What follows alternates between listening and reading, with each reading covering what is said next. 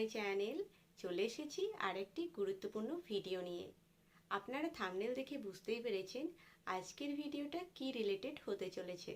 আপনারা অনেকেই জানেন বর্তমানে তিথিভোজন প্রকল্প চলছে, আর সেই তিথিভোজন প্রকল্পটা আইসিডিএস সেন্টারের সাথে যুক্ত করার জন্য একটা নির্দেশিকা আইসিডিএস ডিপার্টমেন্ট থেকে দেওয়া হয়েছে। আর সেখানে কি কি বলা হয়েছে, এই তিথিভোজন প্রকল্প কি, প্রথম কোথায় চালু হয়েছিল, অঙ্গনওয়াড়ি কেন্দ্রে যদি এই তিথিভোজন প্রকল্প চালু হয় তাহলে কোন কোন খাবার দেওয়া যাবে, কোন কোন খাবার দেওয়া যাবে না, এবং এই তিথিভোজন প্রকল্প চালু হলে অঙ্গনওয়াড়ি কর্মী দিদির কী কী দায়িত্ব থাকবে, সমস্ত কিছুই ডিটেলসে আলোচনা করব। তো ভিডিওটি খুবই গুরুত্বপূর্ণ হতে চলেছে, আপনারা প্রথম থেকে শেষ অবধি দেখতে থাকুন। আর আমার ভিডিও যদি আপনাদের ভালো লাগে তাহলে অবশ্যই একটি লাইক করবেন, কমেন্ট করবেন, বন্ধুদের মধ্যে শেয়ার করে দেবেন।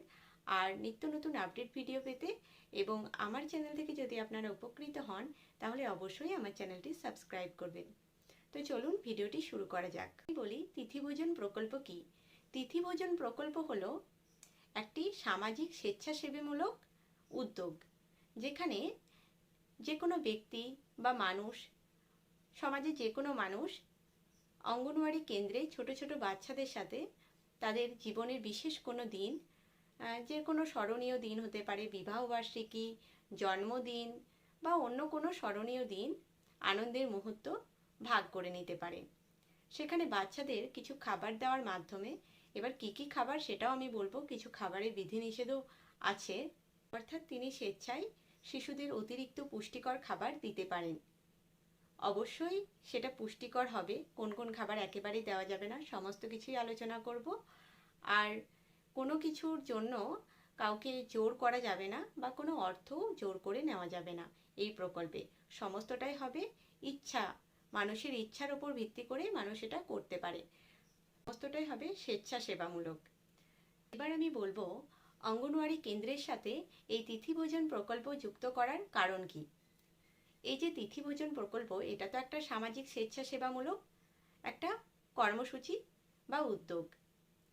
এখানে সমাজের মানুষের সাথে অঙ্গনওয়াড়ি কেন্দ্রের একটা সম্পর্ক গড়ে উঠবে।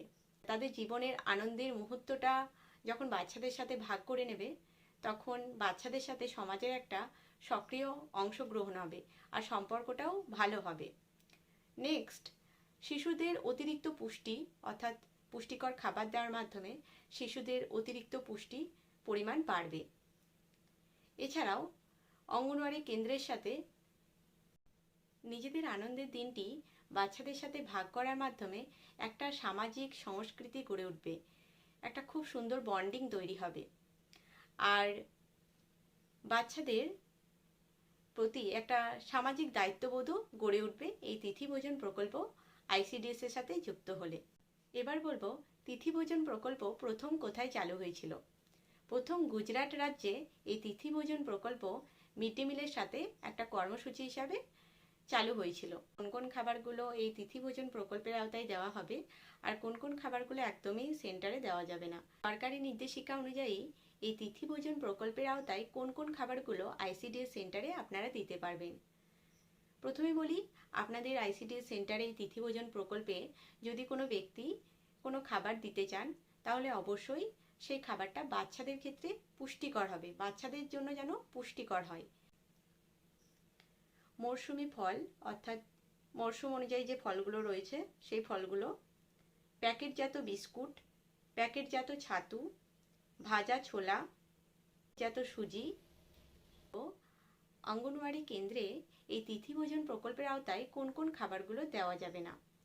খোলা দুধ বা বাসি দুধ, আঢাকা খাবার বা কোনো ডেট এক্সপায়ারি হয়ে গেছে বা ডেট নেই এমন খাবার, এগুলো তিথিভোজন প্রকল্পের আওতায় সেন্টারে দেওয়া যাবে না। এছাড়াও কাটা ফল, প্যাকেটজাত ভাজা খাবার, এগুলো একদমই দেওয়া যাবে না, যেগুলো শিশুর জীবনের পক্ষে খুবই রিস্কি, সেই খাবারগুলো দেওয়া যাবে না। এছাড়াও বাড়িতে রান্না করা খাবারও আপনারা এই তিথিভোজন প্রকল্পে দিতে পারবেন না। এবার আমি বলবো এই তিথিভোজন প্রকল্প চালু হলে একজন অঙ্গনওয়াড়ি কর্মী দিদির কি কি দায়িত্ব থাকবে।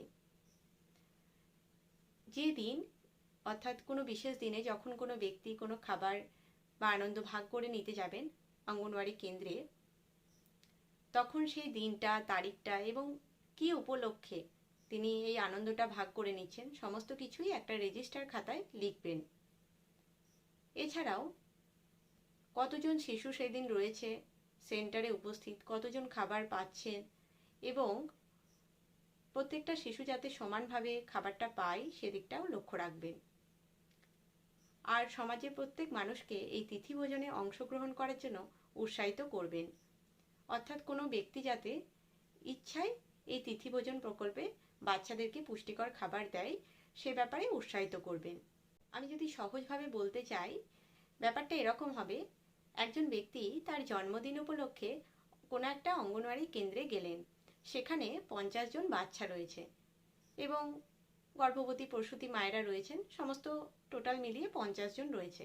আর সেই 50 জনের খাবারের দায়িত্ব সেদিন ওই ব্যক্তি নিলেন।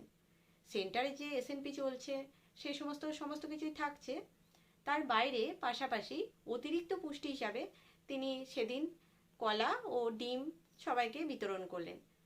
তাহলে সেন্টারে যে ডিম বা খিচুড়ি বা ভাত যেটাই থাকে সেটা তো চলছে, পাশাপাশি সেদিনকার অতিরিক্ত পুষ্টিকর হিসাবে কলা ও ডিমটা পাওয়া গেল। এটাই হচ্ছে তিথিভোজন প্রকল্প, যেখানে সমাজের সকল স্তরের মানুষ সমানভাবে অংশগ্রহণ করতে পারবে আর সমাজের সাথে অঙ্গনওয়াড়ি কেন্দ্রের একটা সক্রিয় সম্পর্ক গড়ে উঠবে। তো এই ছিল তিথিভোজন সংক্রান্ত যে সরকারি নির্দেশিকা দেওয়া হয়েছে তার নিজস্ব ভাষায় আলোচনা। ভোজন সংক্রান্ত সরকারি নির্দেশিকাটি 28/7/2026 তারিখে দেওয়া হয়েছে আর আমি সেই নির্দেশিকাটি আমার টেলিগ্রাম গ্রুপে দিয়ে দেব। আপনারা যারা আমার টেলিগ্রাম গ্রুপে যুক্ত নেই তারা অবশ্যই যুক্ত হয়ে যাবেন, নিত্য নতুন আপডেট আপনারা ওখান থেকে পেয়ে যাবেন।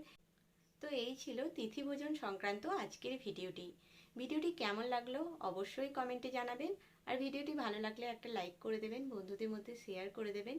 নিত্য নতুন আপডেট ভিডিও পেতে এবং আমার চ্যানেল থেকে যদি আপনারা উপকৃত হন তাহলে অবশ্যই আমার চ্যানেলটি সাবস্ক্রাইব করবেন। দেখা হচ্ছে নেক্সট কোনো ভিডিওতে, ততক্ষণ পর্যন্ত টাটা।